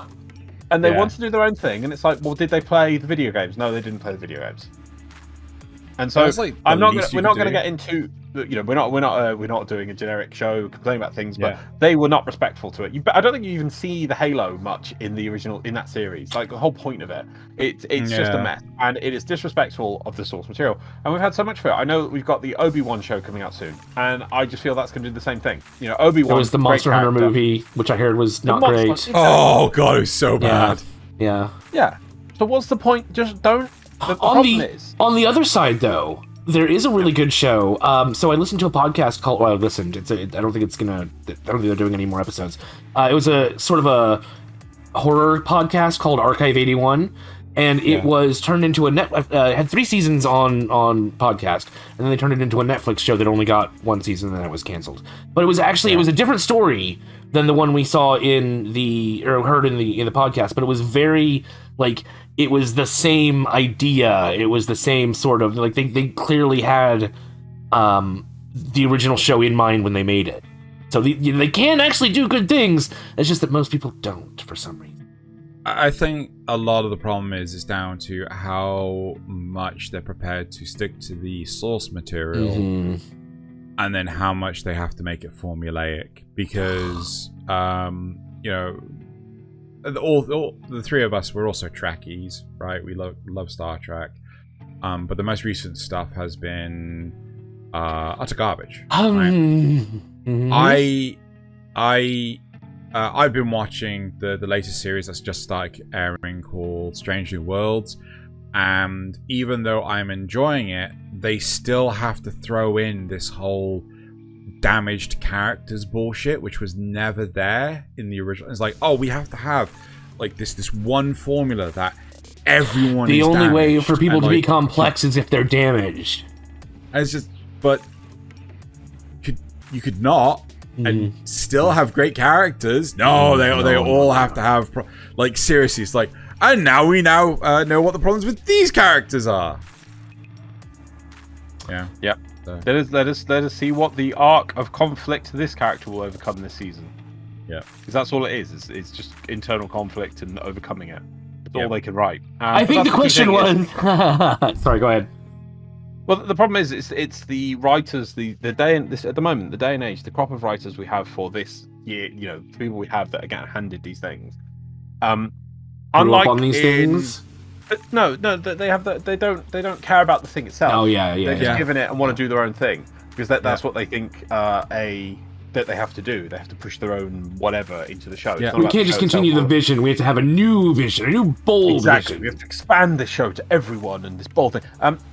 Obviously, people, the show makers back in like the 80s and 90s, like for instance, the people who first did the Mario Brothers film, the first one. I mean, adaptations of things from some different medium, so that they had no landmarks to work on. So I don't blame them, but you can see the difference. If you want a good show that has done good to its source material, is whoever is making the Sonic movies. Yeah, I still need to watch them, but I've heard really good things about them. Yeah, I meant that they've done really well with kids. The new kids like it. It's true to the source material. It doesn't disrespect its characters. It puts in jokes for the old fans and the new fans. And its goal is to have fun with the characters and do something. Yeah, tell a good news story. That's how you do it. Yep. Yeah. So I mean, it would have to be pretty bad. How bad would it have to be? It'd have to be pretty bad. No, I mean, it's like. It would have to doesn't have to be source material. Exactly. That's all it is. I'd probably watch it. Like not to linger. I am holding out. Like I'm not prepared to just accept the Nier Automata anime, just because it's related to Nier Automata. Like they have to properly follow it through, and if they don't, then it's just like no. I'd just rather play the game. Just keep it to the game. Anyway. Let's move on to the next one. Thaylien. The more that anime permeates the consciousness of the world, the more references to it are made. Big name games like Elden Ring are full of these references. If From Software could develop one of their signature difficult punishing games based on an anime. Sorry, I'm struggling because you hate Thaylien right now, don't you? No. The grammar is like the next word after the one that so I think it's a full sentence and it's not because it's on the next line, right? Right. Okay. If From Software could develop one of their signature difficult punishing games based on an anime world, which one would you like to see, and which one would fit best, even if you wouldn't like to see it? So, I'm not quite... Goblin Slayer. Are we talking about turning a game into an anime, or no, an anime into a game? Turning the anime into a game. Right, then yeah, I'd totally go with Goblin Slayer. If we want to go for the unconventional answer, then Kobayashi's Dragon Maid. I'd also say the Guyver. Guyver would work, Brilliant as a FromSoft game. I'm so bad at remembering what I've watched without having a list right in front of me. I love this kind of question, but it's the kind of thing which I'd have to go away and think about, because I know I'd give an answer now, and then I'd think of something next week, or during the week, and I'm like, that's a perfect answer. I'd also think Akira. Maybe. Yeah, no, seriously. Because it would Berserk, be really definitely. punishing. Berserk would really work. Berserk would be very good. Oh, Berserk would be great. I mean, Berserk is essentially one of the inspirations for Dark Souls, so... Berserk is basically Dark Souls. That is just true. What would you like to... what would fit best even if you wouldn't like to see it? I don't think I have one of those. No, I think it's just like the same part of the question. Gotta max out that luck stat. Right. So yeah, let's move on to the next question. Scroll down. Thinking of games The hosts are also known to join each other for streaming on twitch.tv/Nasuth for games like Raft. If you had to put some anime characters into a crossover where they had to participate in a survival and crafting game like Raft, which one would you pick and how would it turn out? It would be Trevor Belmont in V Rising. There you go. Drop down. Mic drop. I was going to say Luffy in Raft, but yeah. What would be good for Valheim? Skeleton Knight? No, Vinland Saga. Oh, I mean, but it doesn't have to be Viking related to be in Valheim. Oh no, come on! Just imagine how epic it would be. Like okay, you have the combat from Vinland Saga in. That's actually another one that I still need to watch. It's my god! I know. There's so many. Okay. I'm gonna go with Nasuth. I don't think I've seen this one either, so don't worry. Don't need to beat Nasuth up over it. I want to beat Nasuth up over it. Yeah, you meanie. What about Void Train? Ed and yes, what's her name? Alphonse. No, what's her name? Oh, Winry. Winry, yeah, Winry. Yeah, I would just have Ed and Winry. Winry. I wouldn't have Ed. Just Winry. Yeah, that would work. Yeah. Yeah. I mean, if you're gonna have Ed and someone, it would have to be Ed and Alphonse. Oh, you can't break up the duo. I guess you could have all three of them. I mean, we did. Yeah, I'm down for that. Yeah. Right, Fist of the Nazistar says, you're tasked with turning modern Doctor Who into a successful anime. What's your 5-point plan? It doesn't actually have to be 5 points, but, you know. Okay, Idris Elba. Oh, yeah. Alright. Yeah, exactly. Right. Yeah. I'm gonna say... I kind of want to have it each episode episodic and animated by different studios like Star Wars Visions, but still have to contain the same characters, right? Okay, so the interesting. Tones can be depicted. So, like, I would, because some of the cinematography and things, where the lighting and stuff is really heavily used in Doctor Who, right? I remember how it was used in the first Angels episode with Matt Smith. Right? Oh god, yeah.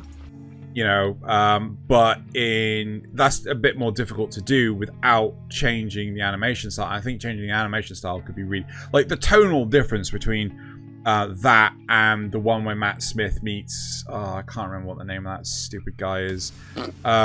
Looking after a baby. Stormageddon. Do you remember the baby who he could talk to the baby? Yeah, exactly. No, the tonal difference is massive, and I think you could best display that with difference in animation style. You mean he does American I don't care. Comic I still don't care. Talk show. Matt Lucas? I still don't care. No, not Jimmy Kimmel. What else? No. Yeah, it is, but I still don't care. Jimmy Kimmel. No, that's not the guy you mean. It was Kimberly. Might be Kimberly. I can't remember. What else would I do? James Corden. Oh, whatever. James. Yeah, okay. Yeah, he was in a Doctor Who a couple of episodes, and it's just like Okay, now I kind of remember that. Yeah. Oh, it's just. I would also look to focus on different key points in history as well with alternate timeline stuff, because like one of my favorite ones was one of the early Chris Eccleston ones where the Daleks were in World War II. Oh, okay, that one. Okay. Churchill. Right. What? That's not Christopher Eccleston. I thought it was Matt Smith. Matt Smith. Are you sure? I thought it was season 1. I literally rewatched that. Fair enough. Scenes from that yesterday. Fair enough. You mean it's Fair enough. Victory of the Daleks? Fair With enough. Churchill and Yeah. They found like Was- this was old it- Dalek and they rebuilt it, sort of thing. No, what? There's another one then. I swear there was Christopher like this... Eccleston. Christopher Eccleston. You mean the new season? Yeah, Christopher Eccleston. Yeah, the first season. Yeah. Oh no, it's not World War II. You're talking about Dalek. It's not that they. Oh, there was the found it Daleks in where New they- York too, which was awful. That's Just awful. That's David Tennant, but Yeah. pretty bad. Interesting concepts, but just executed poorly. Yeah. No, do you mean Dalek when it's at the guy, some Americans? Oh yeah, the very first Museum new of Dalek Aliens. episode. Yeah. Yeah, there's one Dalek. It comes back to life because the Doctor touches it. I couldn't hear what Loz said. It's an American collector of alien stuff, and he has they teleport in because there's a distress signal, and it's because he's got one Dalek that he found, and it's broken and busted. Yeah. And then Rose touches it. Oh, Rose touches it. That's what it was. Right. Yeah. But then it mutates because it also pulls in her DNA. Yeah. Okay, I definitely mean the Matt Smith. Oh God. World War II. Yeah, that one. Yeah. But I've horribly mixed them together. So I definitely meant that one. Other episodes, but yeah. Yeah.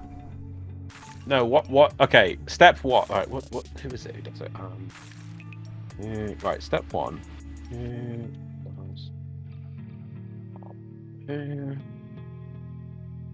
You want to get, what is the name of the guy? Murray Gold. Right, step one. Yeah. You get Murray Gold to do the music.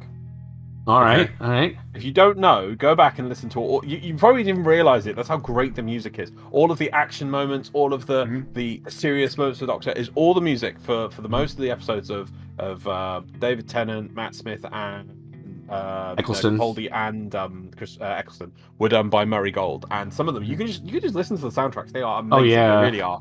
They're energetic. They're poignant. They're reflective. They're sad. You know, he had the best range. So that's step one. You get them into it. Obviously, make them work with some people to maybe give it a bit of an anime thing. But you have to have Murray Gold in there. That's why the current season of Doctor Who just doesn't feel right, because the music is awful in comparison to Murray Gold's amazing scores. One of the many reasons it's not right. Yep. Idris Elba as the Doctor. That'd be amazing. Yeah. That'd be so good. Yeah. I think he's out of the BBC's budget is why we shouldn't have won him, but that would be amazing. But then Idris Elba can play anything, I think. Yeah. Yeah. It's just definitely anything. So that'd be an amazing step two. Yeah. The second thing I would do would be the amount of companions is a key point. You don't want to have too many. One or two. Yeah, definitely. It's a key thing that some series get wrong when they have too many, and it's just like you can't. Wait. 3 is really pushing it. Which seasons have had more than 2? A lot of them. Jodie Whittaker. No, it's been even before that, but yeah. Really? Even going back into some of the old days. No. I'm not talking about the Jodie Whittaker ones. I'm talking you mean about the old ones? Yeah. Yeah, even going back into the pre 86 ones or whatever. Yeah, and it's a lot of work because, you know, the companions form interesting things in the show. They do different things, you know. Sometimes they get captured. I swear there was one with I swear there was a third one for a little while with Rory and what's her name too. Amy Pond. Amy and was it just one episode? Well, when it turns out that it's their daughter, but you know. No, but like River Song's not a companion. Yeah, I could have sworn it was somebody else, but I don't remember. Yeah, exactly. Yeah. But I'm just gonna guess for that episode. But there are some of the older ones with too many companions because there's just too much for them to do. You don't. Yeah. They don't get screen time, or they're just they're feeling tagged on. You know, it's just or it just gets a mess. So that's one of the key things. So 1 to 2 companions, because then you can really focus on the characters and really do interesting things with them. So that's the key point of what you want to do. Then it's villains. Fuck them. You've got to have. You have to have them. Yeah, you have an overarching plot with the Master over a season. There you go. That'd be a good 1 season thing. But an actually good one. No. Okay, that's the important part. It's like, right. There used to be good old ones, but none of the new ones have been great. Actually, no. I like the season finale for oh god, the time ship one with Missy and the Master and things. I really like that one. Not sure I saw that one. Peter Capaldi. Oh, yeah, no, I don't think I've seen. Wow. You know, someone actually met. I don't know if it's official. There was actually a Doctor Who anime thing, right? No. Yes, they animated some. Well, I don't know if it's anime, but they animated some of the old episodes that have been lost. We still have like one more question to ask from. I mean, we could skip it if you want, Mr. Fist of the Nether Star. No. Okay, right. Let's get on with that. We all know that the viewers come here for the memes, but from the other side of things, what's your favorite part of making the show? Probably recording it and cringing at some really dodgy shit, as it says. But the not knowing what ridiculous thing we have to talk about next week and how uncomfortable it will make me.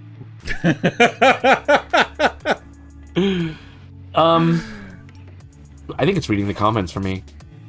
Okay. Right. Which isn't really making the show, I guess. Which... I guess technically that's not making the show, but yeah. But speaking of which... Comments! The comments. Right. So last week we asked people to report problems with the show, and Strombus Void Shell has one.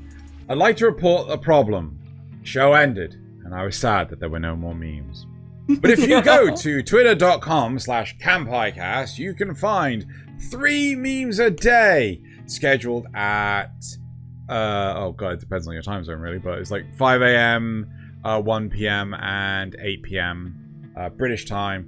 And yeah, you can get some dank memes going on. So they're the dankest. Trex Paddock and Zrugel says, no, not Shield Hero. Wait. That should not be Ansrugel. That should just be... It should. I just realized recently that's actually T-Rex Paddock. It's a paddock for a T-Rex. It's T-Rex Paddock.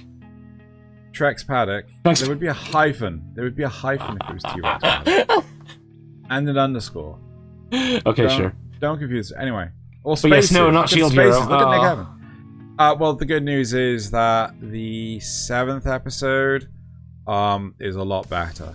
That's good. That's excellent news. It is looking more likely that Loz's comment of Loz sees the future.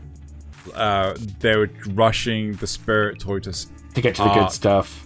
To get to the good shit is likely, but I mean, we still have the rest of the season, so I'm still holding out.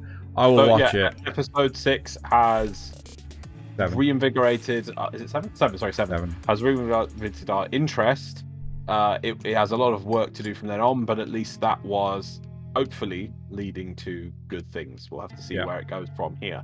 But they have a good setup now, at least. The spirit tortoise is like, oh my god, there's a big tortoise, it's evil, and it's killing people. And it died. It got better. It died again. Yeah. Oh look, it's Victoria. Oh, good, a character that never cared about died. And seeing as apparently, I didn't quite show it, just didn't explain anything.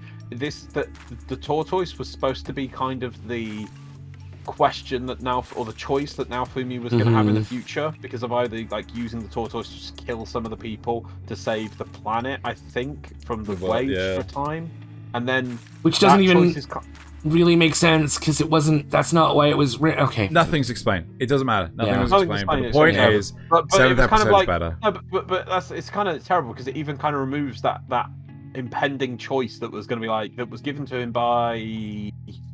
Victoria? Yeah, it was like in the future there's going to be this choice, like, oh wow, it's going to be like that. It almost felt like that Naofumi was going to win, like in the waves, and then have an impossible choice in front of him, and it's like, oh, what's he going to pick? And that's just been robbed from him because the turtle's been activated and they've killed it, and it's like, oh, okay, don't have to worry about that now. Just have to worry of working with these idiots. Yep. Right, so moving on. Nick Evans says, Waifu Wars seems like a really good idea. I want to see a battle royale of all of them so that people can see just how broken some of the comedy waifu, I assume that's supposed to be plural, can be. Having Tohru in the mix. Plural on its own? I don't know. Waifus. No, Waifus but it's War. But it's could it be like deer and deer? Wars. You know, deer is singular and plural. Okay. Shush. Right. Having Tohru in the mix, for example, would really put a cramp in the day of characters like Raphtalia or even Speedwagon. Yeah, man, I meant to say that Speedwagon was my ultimate waifu earlier. Oh, well. Anyway, I don't even know if he's on the list. Win. Huh? Bulma would win. Bulma would win. Bulma. Yeah, Bulma would totally win. Right. However, I mean, we're not even taking into consideration Rias Grammar here. The only reason why I didn't pick Rias is because there's so much fucking baggage there. Mm. Right. Is that it for the comments? Oh, yes, I believe so. Which means it's time Right. for... It's time for the memes, which you can also find additional memes on the Twitter. So Go follow the Twitter if you're not already, is basically what we're saying. Yeah. Time for the memes. Right. Meme number 1. I promise. I fucking know. God. I know. But it's not every week. It's not every week. Come on. It is every week. No, it's not. Let the meme die, Nasuth. But this one's so good. Have you heard of gaslighting? Huh? It wasn't a strange thing to ask. It never was. Why would you think that? You're crazy. You don't. No. You don't. Oh, come on. That's good. Oh, fine. No. Fine. Stop using this format. No. You can't make me. What? I don't think I've ever laughed at any of those ones you put forward. Oh, there was like a really good one a couple weeks ago or something. Maybe the early ones. Maybe one, yeah. Right. Anyway. Nah, you just have no taste. Anyway, everyone having their seasonal waifu, me still having the same waifu from when I started watching anime. Yeah. Love that. Yeah, topical. Like it. Good. I actually have this one saved from a few weeks ago, but Yep. got lucky. When a man becomes tired of being misunderstood and mistreated, that's when the world should be afraid, because he will post a picture of Eren Yeager and go back to watching anime. Okay. Everyone's edgy boy Eren Yeager. Billy, what have you done? Saitama could beat Goku easily. Shoot him again, Billy. Saitama could though. Nope. Number 5. Go on. And who's writing it? I get the urge to draw the drawing in my head when I end up doing. Yeah, that's good. And finally. I can't even say it. Yeah. I love the kind of woman that can kick my ass. I don't know who the top left is. But But we've got Revi from Black Lagoon, we've got Ryoko from Kill la Kill, and we've got Yor from Spy Family. I don't know who the top left is. Yep. If it's something from a Kami Ka Kill, actually that might be a Kami. Like, oh god, I hate that show. Right, okay, so my first one. Okay, Pizza Hut. Collaborating with Quintessential Quintuplets. Could this woman be one of my people? And it's Cece from Code Geass.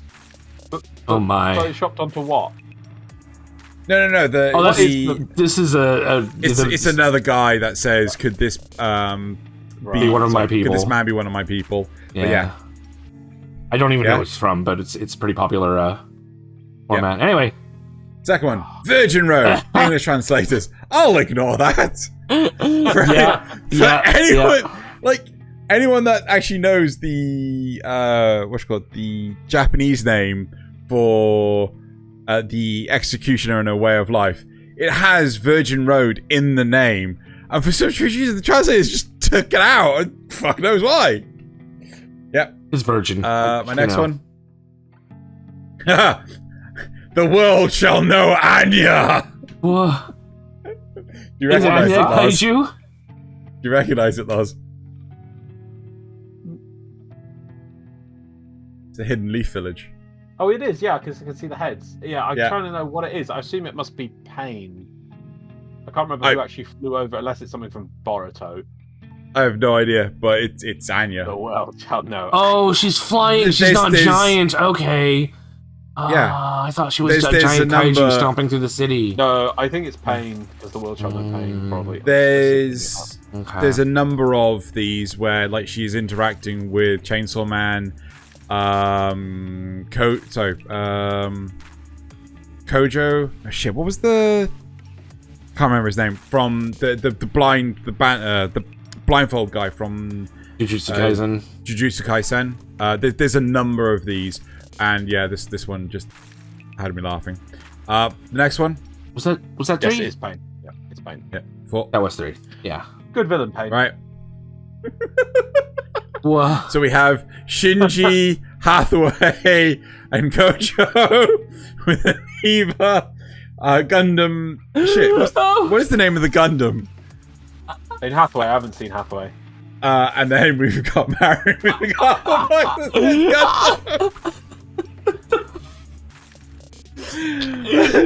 Gundam. Right. And then fifth one. I truly believe water can.